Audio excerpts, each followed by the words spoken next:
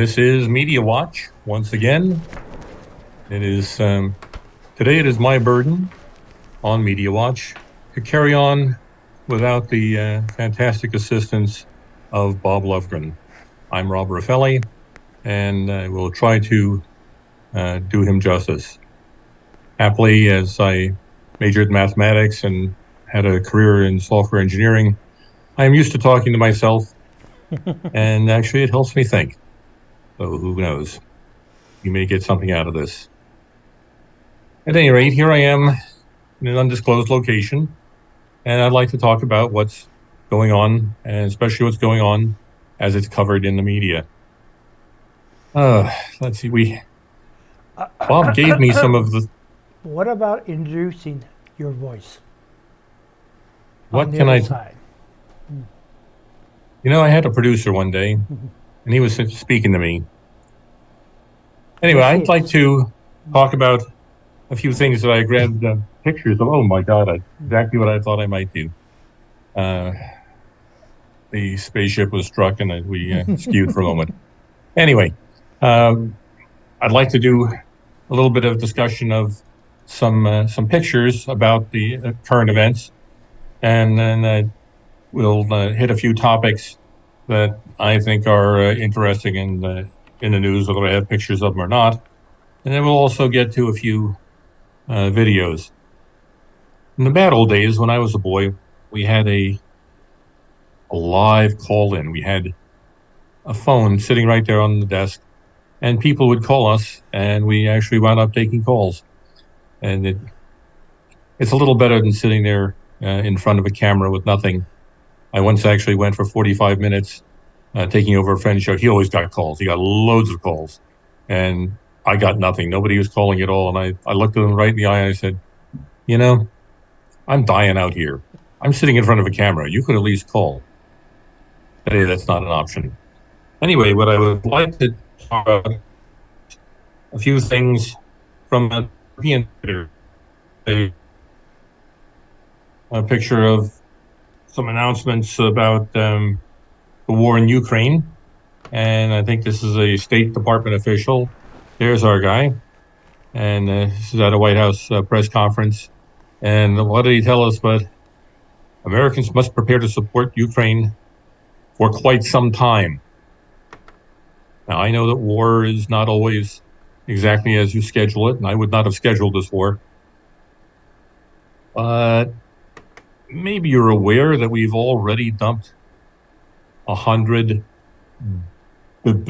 billion with a B dollars into our support of Ukraine, and all we ever hear is, "Hey, I need more.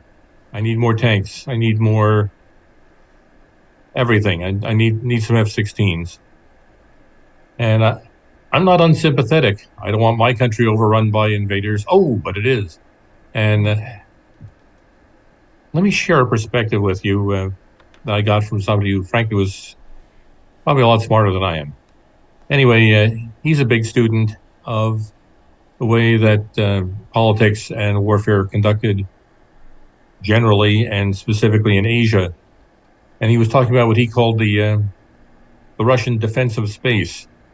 That one goes to the edges, to mountain ranges, to oceans, to major rivers, anchors those, and then tries to maneuver well inside it. Well, these days for Russia, they really can't do that. The anchor point for them would here be the Black Sea. Now, and unfortunately for them, I should say, and unfortunately for Ukraine as well, Ukraine is in the way. I don't want to come off as supporting the invasion because, in fact, I do not. I'm just looking at it as sometimes we get right on top of things when we think about our viewpoint, which for me is Putin attacked a sovereign country and is causing huge amounts of suffering. It will probably cause huge amounts more.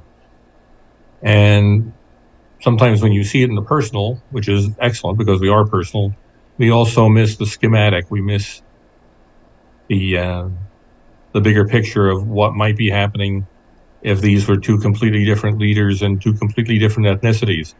That sometimes there are, I guess why I'm going to that is forces like that should be addressed.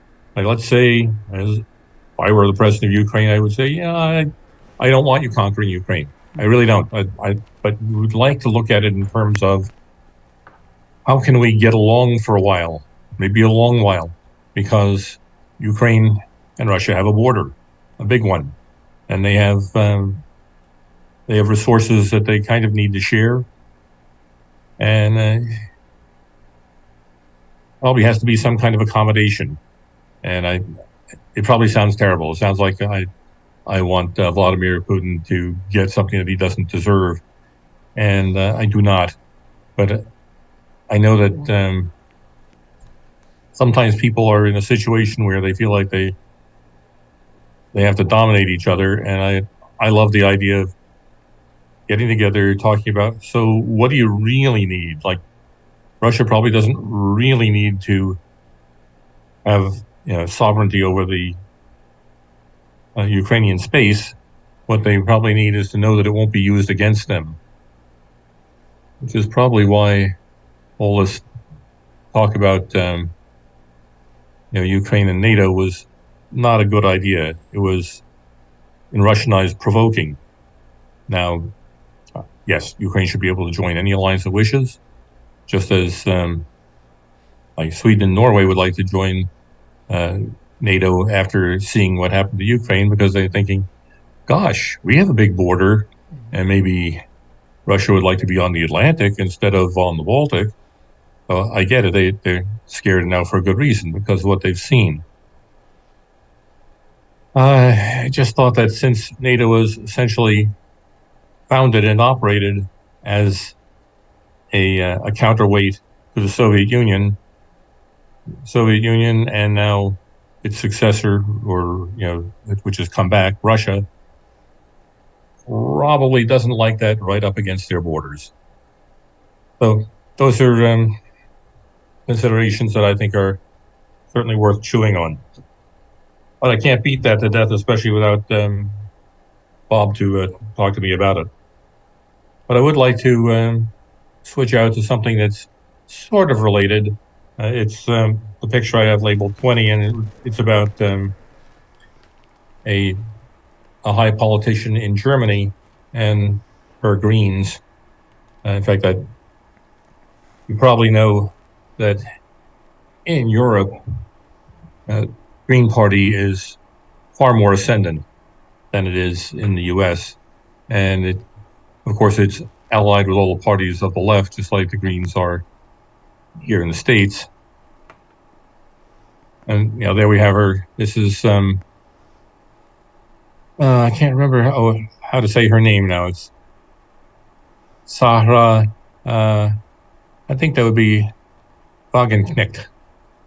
Anyway, she's prominent in the German left, as well she should be, and probably a fairly deep thinker. But one of the things that she's noting is that there's something odd about the Greens and how far left they are. That they want is for Germany to get really heavily involved in Ukraine. And I can understand Ms. Wagenknecht and others thinking, that's perilously close to being in a shooting war or worse with Russia. As we know, Russia does retain some of its nuclear arms. And depending on how threatened, I'm saying Russia, but of course it's the Russian power structure and Vladimir Putin, things could get out of hand. I've never been a big believer in the Union of Atomic Scientists, but they're the ones who publish their regular revision of what they call the doomsday clock. It was always supposed to show just how close, because of various tensions, how close we might be to nuclear Armageddon. Well, they've moved it up to the closest to midnight that it's ever been. They've moved it up to 90 seconds to midnight. Does that measure anything real? I don't know. But the Union of Atomic Scientists are looking at things and saying, gosh, let's see, nuclear armed powers facing each other in partially proxy shooting war. Maybe one or both parties not entirely rational, and it could go south on us. Real fast. And I got to be sympathetic to that. Did I hear someone? Yeah, that was your producer agreeing with you. Oh, thank you. Who knows? I might get something right occasionally. Anyway, I have you're not seeing him here, but I have a very sharp, very well-educated producer, and I always appreciate the things that he is able to add to discussions. And for that matter, it's worthy enough of my time to, I'm delighted that he chooses to have lunch with me from time to time. And anyway, let's move on to one other thing I'd like to, one other thing about Europe. This is going to be about J.K. Rowling, and this is my picture I've labeled 30. But we should note that a lot of things that happen in Europe and in the Western world, which at this point also includes Australia, a lot of things are similar to the United States, even if they aren't the same. And I think it's because ideas and professors move from place to place. And of course, something else as great as a TV show discussing ideas can cross the world just on the internet or bouncing off the satellites. Anyway, what I was going to mention about this picture is actually a Twitter commentary. The woman you see depicted, and I say the word woman advisedly, is India Willoughby. India Willoughby was born male and has transitioned and is Britain's first transgender national television newsreader, and also the first transgender co-host of an all-women talk show. So, yeah, I used air quotes. I typed the quotes out. And what does India Willoughby say? This is some kind of challenge I don't even know how to interpret, but the trans community seems to hate J.K. Rowling, even though J.K. Rowling does not hate them. She just thinks that trans women probably shouldn't be competing in women's sports because they were born men. Anyway, she hates J.K. Rowling, and she says, "I'm more of a woman than J.K. Rowling will ever be." I don't really know what Willoughby could mean by that, but J.K. Rowling, I thought, trolled her like the master author that she is without using a nasty word, and in fact, using only 2 words. Since Willoughby has said, "I'm the greater woman than J.K. Rowling will ever be," Rowling says the same thing as Wikipedia will say when they have no evidence. Citation needed. In other words, "Oh, really? Interesting assertion. How about you cite some evidence?" Anyway, you can see that we have the same sort of thing going on in the States. And it was from UK reports that I first encountered the term TERF, pronounced TERF, which is an abbreviation for trans exclusionary radical feminists.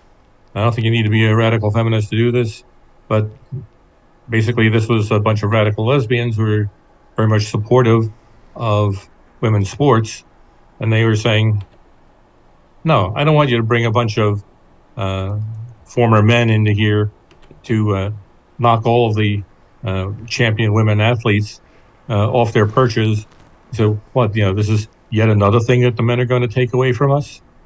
So agree or disagree, I at least think I understand that viewpoint, and I'm sympathetic to it. Even Dave Chappelle had discussed this on one of his specials, and I got a big kick out of it. He probably expected to be attacked, and he was, but he described the argument much as I did, and he said, "Well, I guess I'm Team Turf." At any rate, my view of it is as simple as men and women compete in different leagues for a reason, probably similar to, but not exactly the same as the reason that there are different weight classes in boxing. So, and I've seen already in the States many young women competing in high school and college who are like, one of them said, I was the fastest girl in Iowa until last week when a guy who transitioned and was now competing as a girl knocked me out of that. Anyway, I'm sympathetic to women who have worked themselves very, very hard, as the greatest athletes will do, and suddenly people who are, let's say, a guy who might be the 30th best swimmer in Iowa as a man is suddenly the best swimmer in Iowa as a woman. It's a bit much. Yes, it is. Oh, this is a great insight of Chappelle's, absolutely apropos. He said, okay, if men and women aren't going to be different, then they don't have to be in different leagues, do they? He says, we don't have to have the WNBA. Or he says, or what if we keep the WNBA, but LeBron James says he identifies as a woman, and in his first game he scores 2,000 points. It's it's not inconceivable. Anyway, and I say it because it's a sort of ridiculous result that is not much to be hoped for. Mm-hmm. And I am acquainted with, and in fact, feel close to more than one trans person, and I'm as sympathetic as can be to how people feel and what makes them happy and what doesn't. I just don't want whole reams of folks to just get their dreams squashed so that someone who's having psychological difficulty with the sex they were born with can suddenly be a champion in a sport that they would never have been higher than 50th. Now, let's see. I think I wanted to talk about a few other things. Well, actually, my remaining pictures, except for one, are all about how ridiculous the modern world is becoming. So what I'm going to do is I'm going to bring up something about the border. This is one more picture about the border and about, there's another kind of disaster, and that's that not everybody who crosses the border and is not vetted is a great person, even though many who have are. Some are not, and we look at this and say, if the border was enforced, there's some people we're well aware of who would not have been murdered. And as if you're an American hoping that your government serves you, then you might care about that. So you see this picture here this was from Judicial Watch. Everybody should be looking at Judicial Watch because they don't care who's in office. They want to know what's really happened. But this was about a Salvadoran gang member who murdered someone back east, and he entered the U.S. as an unaccompanied minor, which means no passport, no visa, no application, comes across the border, gets some kind of sanctuary, at least of the sort where they say, okay, we're going to find a place for you to live, I'm going to feed you and get you medical care, and we're not sending you back, and you'll have a hearing to see whether you're a refugee or not or whatever. And they basically turn you loose and say, yeah, we'll get you a hearing date. So if you'd like us to look into that and throw you out of the country, here's your hearing date, come back in a couple of years. It might not shock you that a lot of those people do not actually return their hearing. And you can imagine why, because lots of them are not really refugees in the sense that the law was intended for. Anyway, and that segues into something that's going on currently. Now that we have a new majority, a Republican majority in the House of Representatives, that means that Kevin McCarthy is now the Speaker of the House and now gets to do a lot of the agenda setting. And he's been talking about the possibility of impeaching. It's who's the Secretary of Homeland Security. That would be Mayorkas. And since at least Republicans and probably some Democrats regard the border and the number of people coming across it as kind of a disaster if you were trying to maintain your integrity as a country, then he at least has a position where he has to say, okay, we're trying to decide whether we should or shouldn't impeach Mr. Mayorkas. How about you tell us how it is that you decide to run this the way it does and why that results in many tens of thousands of gotaways as you go for try to apprehend people who are storming across the border, and how about that policy? We had a Trump policy. It's called Remain in Mexico, where the way this worked was somebody who does not have a valid visa comes to the border and they say, I am a refugee. I am in fear of my life. I am, oppressed where I came from, and I would like to come into the United States and receive some kind of refugee status. And we say, okay, we're sort of backlogged right now. Here's the thing. Mexico is not a country in which they would be in danger. And as they arrive at the border, they're already in Mexico. And the rule actually has been that you're supposed to, as a refugee, stop in the first safe country that you arrive in. Even if you're going to apply here, you can stop in relatively safe Mexico, which is not the country that was oppressing you, and make your application. And you can stay there while the however many months elapse before your refugee court hearing. Anyway, that was one of the first things that Biden wanted to get rid of. I'm not sure he was able to get rid of it immediately. I think it took a while to lapse. He got rid of everything he could, just as he got rid of the XL something oil pipeline from Canada, and a host of other things. Anyway, we'd be looking at this and saying, gosh, we have way, way, way more people crossing the border than we used to. I don't remember how many a year it is, whether it's 2 million a year or 2 million since Biden took office 2 years ago. So it's like 2 million or 4 million since he took office. I don't know which. I'm going to guess 2 million because I think Republicans would scream even louder about 4 million than they scream about 2. Anyway, I can see why we're going to probably have an impeachment hearing for that. You can impeach members of the executive branch. In fact, the legislature can impeach folks in other branches quite a bit. They can eject members of the legislature, but I'll give you an example of the last person that I heard of as being impeached and removed on a federal level. That would be a guy who is in fact a congressman these days.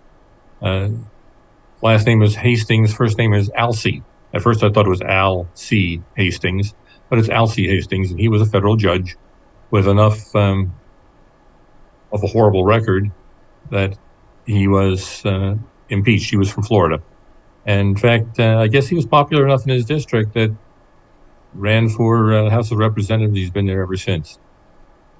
But what I'm getting at here is that for various problems and wrongs and errors, there are remedies. And in the case of judges who are abusing their power, the remedy is impeachment.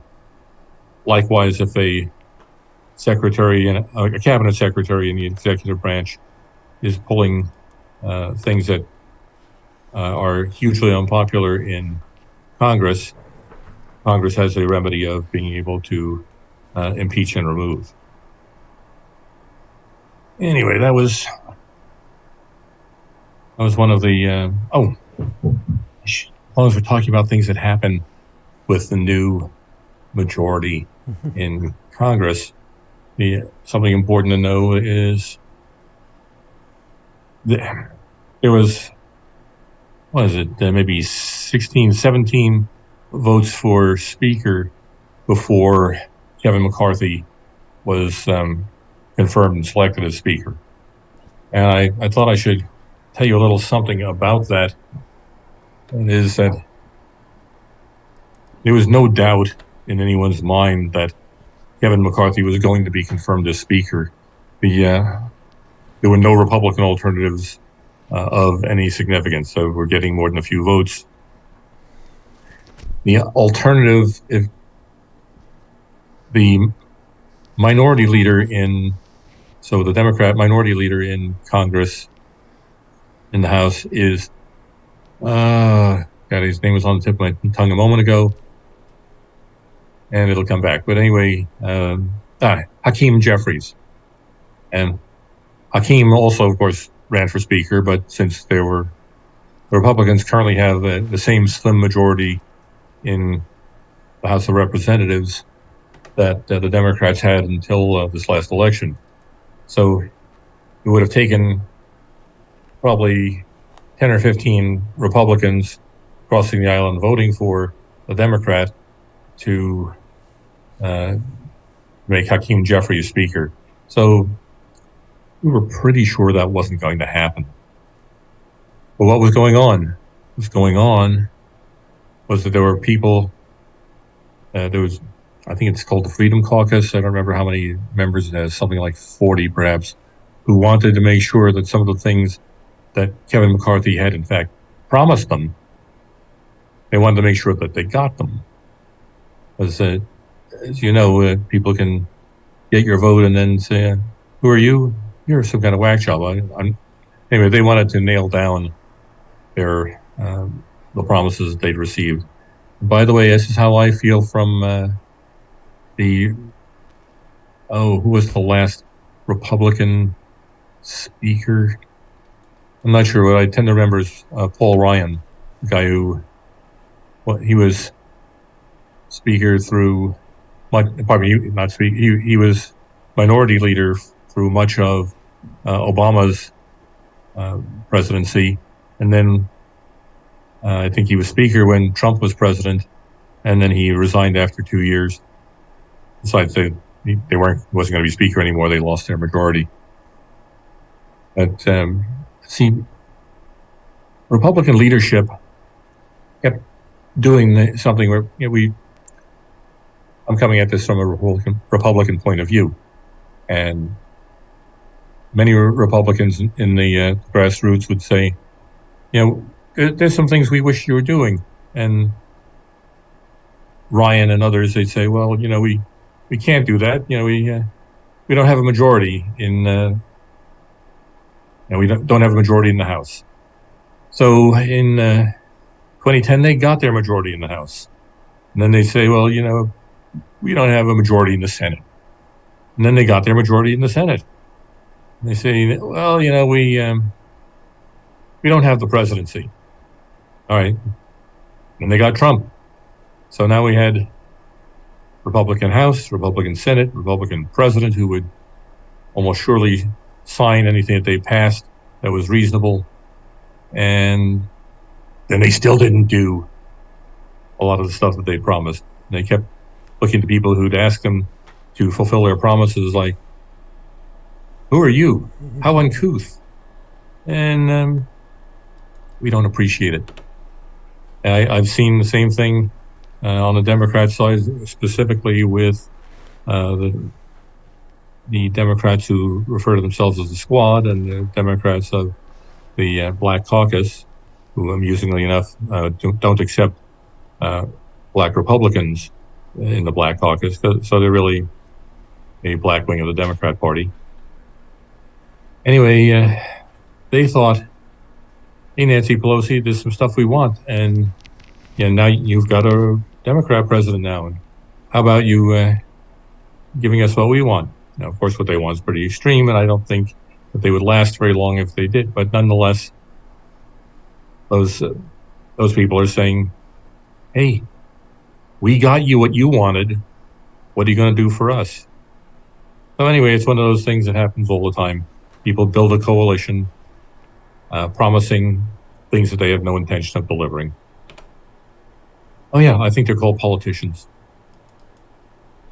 Anyway, I think I might have beaten that to death, but when I was talking with Bob before he became unavailable for our show tonight, he was telling me about the things that he would have talked about. And of course, something you may know about Bob, but I'll tell you that I believe Bob is able to talk and improvise and is very knowledgeable to the extent that I think you could shake him awake from a deep sleep and he could do a 1-hour show off the top of his head.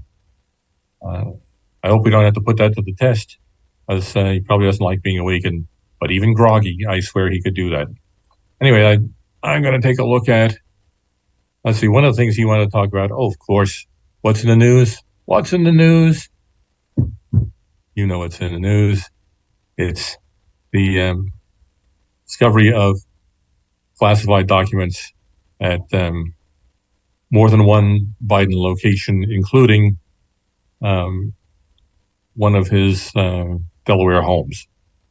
And of course, he said, "Well, yeah, they're in the locked garage, same as my collectible Corvette. Yeah, like nobody's ever broken open a garage." Anyway, since there was not that long ago at Trump's Mar-a-Lago residence, there was a raid conducted by the FBI and God knows who else. And, you know, there were some, at least formerly classified documents there. By the way, they were in a locked room, probably a locked room at least as locked as Biden's garage. And we haven't seen any similar raids. I have the impression that Merrick Garland is the Attorney General, and I think that he probably feels that he has to call for an investigation just so he doesn't look like the huge political hack that I happen to believe he is. And I thank my lucky stars every day. Yes, we might be sliding into clown world at that. I thank my lucky stars every day that he was not on the Supreme Court. Well, I suspect what we've gotten instead of him in Joe Biden's appointment, probably as bad or worse. One never knows. I mean, when people are that plugged into the establishment, it's very hard to say. And I took the mind reading course, but it didn't take. So I don't know what's in their heart of hearts. I just have to try to infer from their actions. Anyway, here we have classified documents. And what does that mean? Well, I can tell you what Trump said and what Trump's attorney said. The president has what is referred to as a plenary power, a full and complete power to declassify any classified documents. But Biden got these documents and was keeping them somewhere else when he was vice president. And this just in, the vice president does not have such a plenary power. So he could not have declassified them. Now, he was, of course, Obama's vice president, and I've been fully expecting that Obama will at some point soon chime in and say that he declassified them so there's no problem with Joe having them. And I won't even know whether it's true or a lie. None of us will know. Well, Obama will know. Sometimes it's almost painful that it's just predictable. But anyway, here's something else so cool about discovering this stuff at Biden's house in Delaware. It must be a very nice house. I don't know, but I do know that his very well connected to foreign sources. His son, Hunter Biden, was living there for quite a while, paying, by the way, $49,000 a month in rent to his father. Now, I've seen all kinds of lovely places that can be rented for, I mean, really, really, really lovely, be rented for ten to $15,000 a month. I haven't seen the $49,000 a month places yet, but so sometimes when that much money changes hands for a purpose that doesn't look worth it, you can't help but wonder if maybe it's a form of money laundering instead. By the way, just in case I had a mansion and a son who needed a place to stay, I can tell you that I would almost certainly let my son stay there free. But yeah, I'm no Joe Biden, as I'm sure all of you will agree. Now, here's the other thing about that: if Hunter is staying in that house, and that house has classified documents in it under not such super duper lock and key. Now, remember that Hunter Biden did lots of business with Chinese associates, with Ukrainian associates, with associates that we don't know that much about. How many of them came and went at the house? How do we know that they weren't compromising those documents? Now, having said that, I don't know that they did. I have absolutely zero concrete knowledge of it. But we do know that it's a lot more credible if the possibly hazardous people are coming to the house, and it's a lot more credible for them to come to the house if the person that they would be dealing with is the president's son staying there at the house.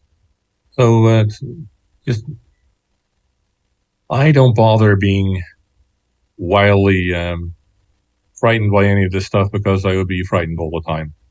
I try to assess the situation, imagine what might be happening, take a few precautions, and hope for the best because I can't change it. Did I say that I can't change it? If anybody here thinks that I can change it, you let me know, but I think I probably can't. Anyway, by the way, any commentary, I hope you'll send us an email at mediawatchsb@gmail.com, like you see in the banner below me on the screen. I don't read it all the time, but I set that up and I read it sometimes. And besides, it has a lovely picture of me that you'll see when you dial in. Say when you write me an email. So many things, and I ought to move along a little faster. I'm going to skip it. Well, let's say a few things briefly. One is that we're talking about the debt ceiling again. That's because from time to time, the amount of money that Congress is allowed to borrow, and that it has not yet paid back, it has to be raised because they keep on spending more than they take in. As you know, you and I can't just raise our debt ceiling, but Congress can. And because we've had what is referred to as the world's reserve currency, because the dollar seems to be accepted everywhere, we've been able to print our way out of it. But that also means, here's the hook. Even if you could always do that, you always have to pay interest on what you borrowed. By the way, the reason that you don't get decent interest on your money is that the government suppresses the interest rate so they can suppress how much it has to pay. After all, think about what we currently owe. Current debt is the acknowledged debt. This doesn't touch on what they refer to as unfunded liabilities that haven't come due yet. But the current debt is 31 trillion with a T dollars. $31 trillion. That's $31,000 billion or $31 million dollars. A lot of dough. So imagine, if you will, that the government had to pay 1% on that. That would mean that $300 billion every year would be spent not on feeding anyone, defending the country, repairing the infrastructure. It would just go to the lenders.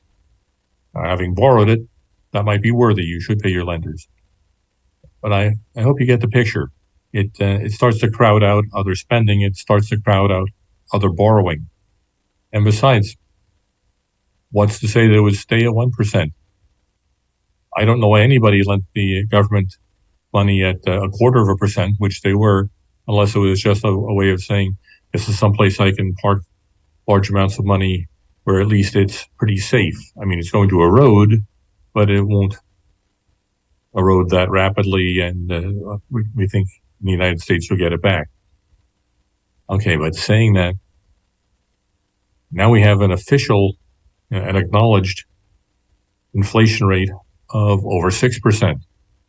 So in buying power, that means you let them hold your $100 for a year, and they'd be happy to give you 94 afterward. Heck, you might like to have spent your $100 instead. Oh yeah, back when it was worth something. Anyway, call me crazy. I don't like inflation. Oh, and because it rewards borrowers, and it's rough on lenders. Now, well, should mention the committee assignments. Committee assignments are handled by guess what committees? That'd be House of Representatives committees. Who's on them is it's determined by the Speaker of the House. Now, ordinarily, and always before, it would be, let's say, it's Republicans. Republicans would appoint the Republican members, and the minority leader, here would be Hakeem Jeffries, would get to appoint the minority members, the Democrat members on. But Nancy Pelosi didn't allow that in the January 6th committee. She would not accept the Republicans that the Republicans wanted, and she picked and seated only 2 Republicans, and she picked 2 who basically loathed, despised, and hated and wished to destroy Donald Trump. So there was really nobody speaking for him, and it was all people who hated Trump. So I'm not saying it was a good thing. I'm telling you that this situation where McCarthy may not give Hakeem Jeffries the members that he wants, Nancy Pelosi started it. They brought it on themselves. This is like the times when various folks, like in the Senate, they say, we want to do away with the filibuster. Well, just for this, or just for this time. Well, it begins to look awfully ad hoc. And what I've said to members of either party is, someday you're going to wish you didn't get rid of that filibuster. I'd hang on to that if I were you. Now, right now it's bothering you. Some other time you're going to be saying, praise the Lord for the filibuster. So don't get rid of that too soon.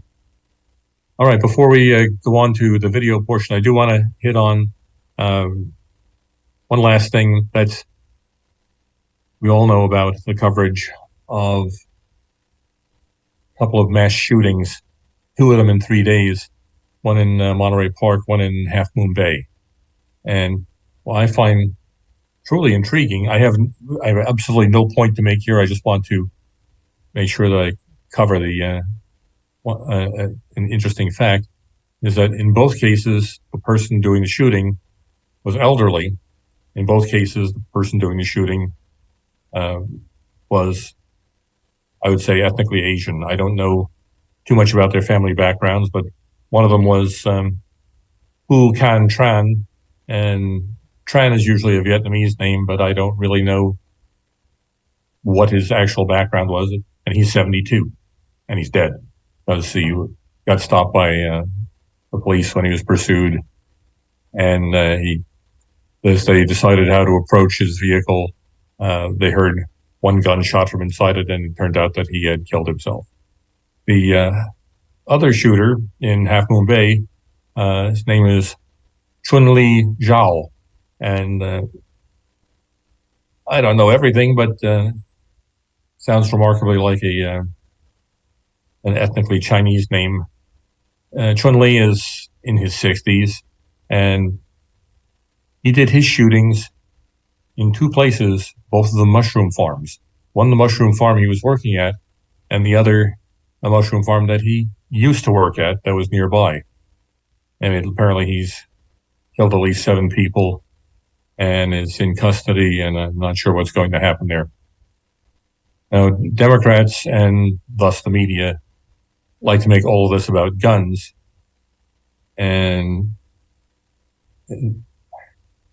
I wish I could tell you either with guns or without guns that we could eliminate murders, because I'm never going to be a fan of murder. I'm just not at all sure in a nation of over 330 million people, I don't know how to assess the number of murders that we do have. And if we manage to eliminate guns, I'm thinking,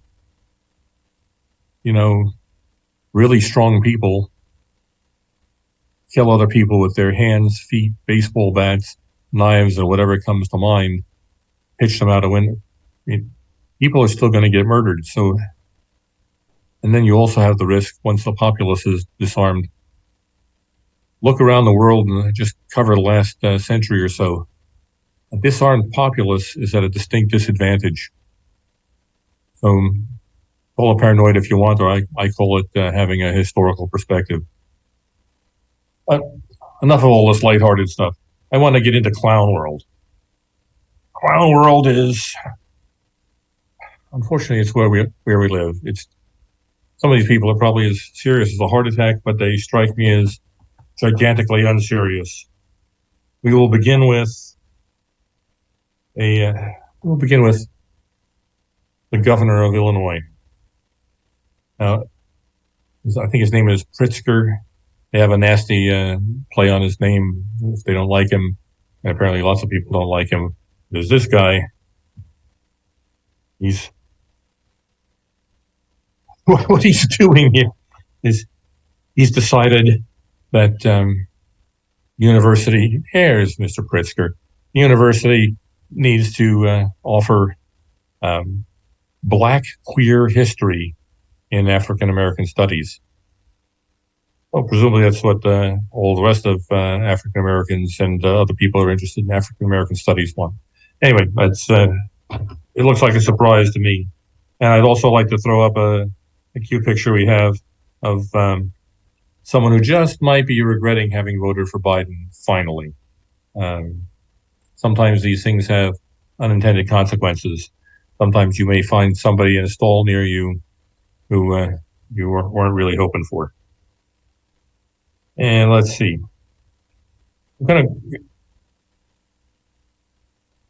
I hope we all remember remember fondly the late, very great comedian Norm Macdonald. He used to do Weekend Update on Saturday Night Live, and had retained a truly weird sense of humor. But this is the meme based on him. And here I can't really do his voice, but he would say, and just to clarify, misgendering is when you don't use the wrong pronouns for a person who refuses to use their correct pronouns. I should be a little more sympathetic, and maybe I am, but I'm not much more sympathetic. Generally, I'd be inclined to address people with the pronouns that they look like. And because up until 20 minutes ago, that was almost always correct. Now I think, I'm not sure I'll get to all my videos, but we've got something that we're going to run. In fact, I probably won't talk over. I want you to see a good bit of this. Maybe I'll ask my producer to cut it out so there's the comment. But if you've heard of Project Veritas, and I hope you have, they go around asking people who have probably done something wacky or bad, and what they've been doing, and they usually get them to admit it on camera, though it's a hidden camera, and so it's sort of ambush-like. But sometimes that's how you get the information. So soon, I think my producer will put up something for an executive from Pfizer this is all about the COVID vaccines and things that they're doing in the lab. So, Mr. Producer, Pfizer ultimately is thinking about mutating COVID? Well, that is not what we say to the public. No, don't tell anyone this building. You gotta publish, don't tell anyone. You gotta publish, don't tell anyone. Okay? Yeah, we're exploring, like, no, you know how the virus keeps mutating? Yeah. Well, one of the things we're exploring is, like, why don't we just mutate it ourselves so we can create undoubtedly develop new vaccines, right?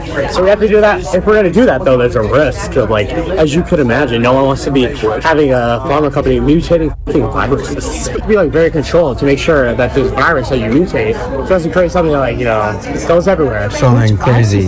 Is the way that the virus started in Wuhan. To be honest, like, it makes no sense if this virus popped out of nowhere. Like, Yeah, I know. Meet Jordan Tristan Walker, a director of research and development strategic operations and mRNA scientific planning at Pfizer. It sounds like gain of function to me. I don't know, it's a little bit different. I think it's different. It's like this. It's definitely not gain of function. It Sounds like it is. I mean, it's okay. No, directed evolution is very different. Well, you're not supposed to do gain of function research with the viruses. Like, they recommend not. But you do like these like selected direction. Yeah, how about that? It's not gain of function. We just make them do something different that's more deadly and more scary. Now, I'm not in a position to accuse. He has a reason for this stuff that I don't think much of, but they're saying, hey, this stuff is going to mutate out in the wild. We ought to mutate it a bunch and figure out how to handle it beforehand.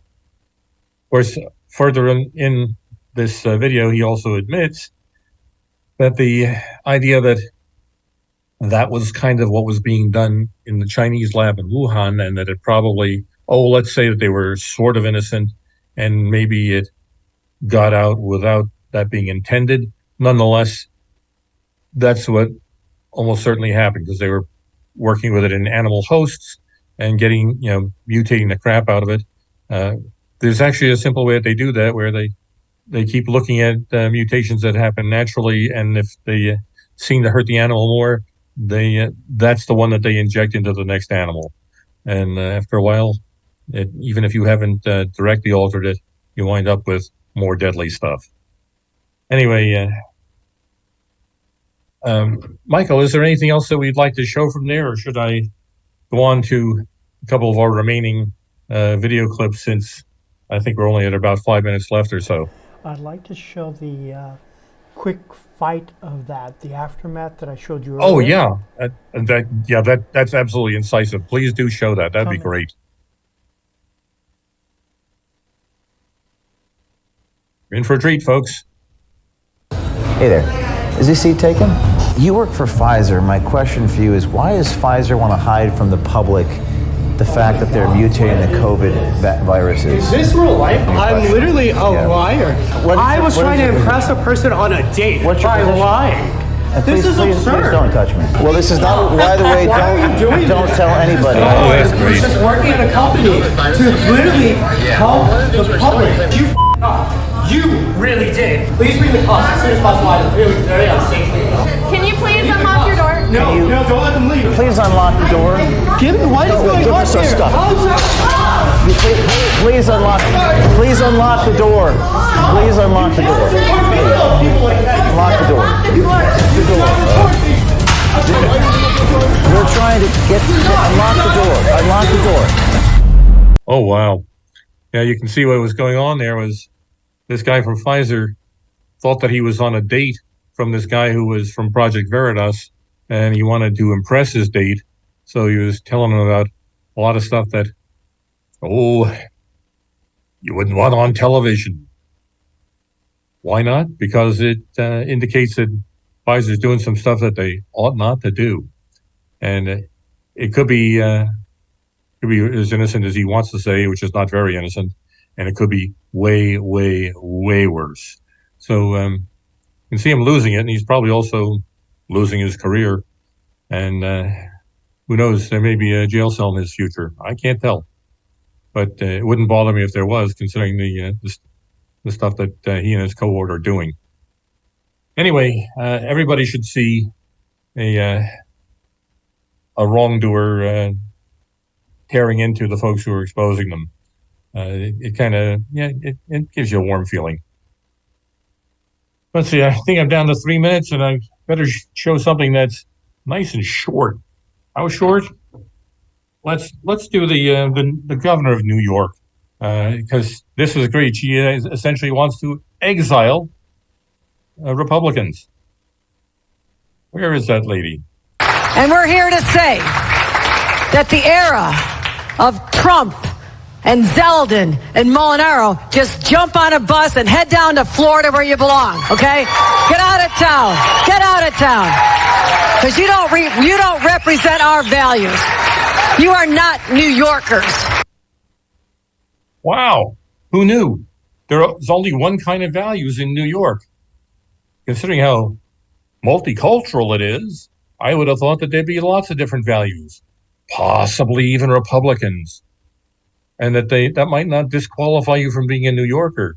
I mean, apparently having a variety of religions or races or origins or all kinds of other stuff doesn't disqualify you. You could probably have colorful rotating genders, you'd be disqualified. But a Republican, like half of the country, oh, you're not in New York. The great thing about it, this is, you don't have to put any words in their mouth. All you have to do is show their words. By the way, this is why everybody who's on Twitter should follow Libs of TikTok. Because Libs of TikTok just finds wacky stuff that people do and say and shows you. Doesn't comment, doesn't tell you what to think. Don't take our word for it. Listen to them. 1 minute, Rob. 1 minute. I could recite a poem for a minute, but I won't. I think can we just pop up the World Economic Forum? I think that's nice and brief, and it tells you something important. It tells you vaccines don't work. At least COVID vaccines don't. You got him? Here he is. Nobody will be safe if not everybody is vaccinated. That's it. That's our Bond villain. This is the guy who gets a bunch of people who are way too powerful and tries to get them to conspire against their populace. And what is he telling you? Nobody will be safe until everybody's vaccinated. Gosh, if the vaccine worked, then everybody who is vaccinated would be safe.